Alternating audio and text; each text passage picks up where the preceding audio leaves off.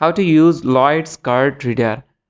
The Lloyds card reader is used to enhance the security of online banking transactions.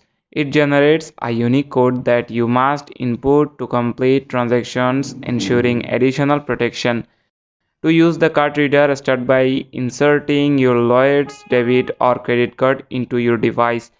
Once your card is inserted, press the appropriate buttons such as identify or sign, depending on your action. Enter your PIN into the card reader when prompted to verify your identity.